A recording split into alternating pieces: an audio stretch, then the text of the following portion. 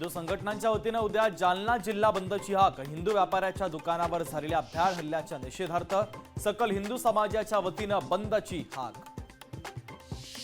कोल्हापूरमध्ये शिक्षक बँकेच्या वार्षिक सभेत जोरदार आडा। लाभांश वाटपावरून सत्ताधारी आणि विरोधक भिडले।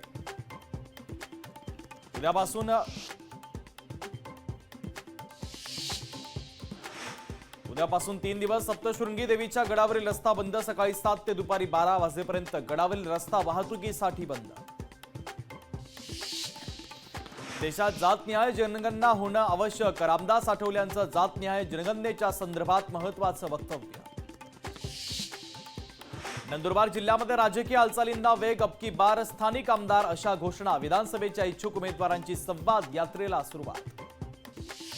जळगावच्या चोपडामध्ये राष्ट्रवादी शरदचंद्र पवार पक्षाच्या सभेत घोषणाबाजी। संविधान आर्मीच्या संघटनेच्या कार्यकर्त्यांकडून घोषणाबाजी। संतोष चौधरी यांची पक्षातून हकालपट्टी करण्याची मागणी। मराठा समाजाच्या वतीने उद्या लातूर बंदची हाक। मनोज जरांगे पाटलांच्या उपोषणाला पाठिंबा देण्यासाठी उद्या लातूर बंद। अमरावती शहरामध्ये मुसळधार पाऊस सुरू। 27 सप्टेंबर पर्यंत अमरावतीसह पश्चिम विदर्भात पावसाचा इशारा। पंतप्रधान मोदींच्या हस्ते पुणे मेट्रोचं लोकार्पण होणार। सिव्हिल कोर्ट ते स्वारगेट भुयारी मेट्रोचं होणार लोकार्पण।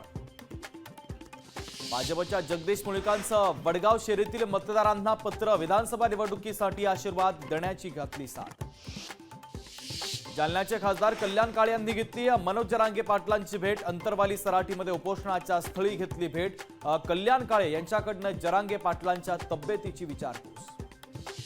तिरुपती देवस्थान प्रसादासंदर्भात जगनमोहन रेड्डींचं मोदींना पत्र। चंद्राबाबू नायडू यांच्याकडनं पवित्र कलंकित होत असल्याचा पत्रात आरोप।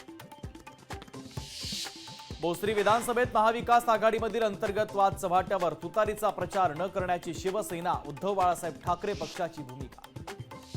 मनोज जरांगे पाटलांच्या समर्थनार्थ हिंगोलीमध्ये साखळी उपोषण। मराठा समाजातील 5 जणांचं आजपासून साखळी उपोषण। मराठा समाजाला ओबीसी मधून आरक्षण देण्याची मागणी।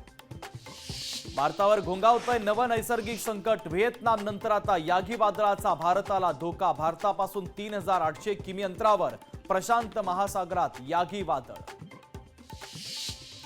शिवसेना उद्धव बाळासाहेब ठाकरे पक्षाचे आमदार भास्कर जाधवांच्या मुलानं घेतली अजित पवारांची भेट। दोघांमध्ये गुहागर। विधानसभेच्या संदर्भात चर्चा झाल्याची माहिती।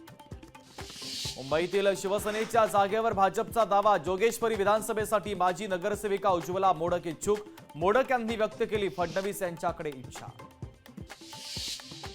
शरद पवार यांच्यावर टीका करण्याची आपली लायकी नाही। मंत्री गुलाबराव पाटलांचा पक्षाच्या कार्यकर्त्यांना सल्ला। त्यांच्यावर टीका करण्यासाठी एकनाथ शिंदे देवेंद्र फडणवीस आहेत।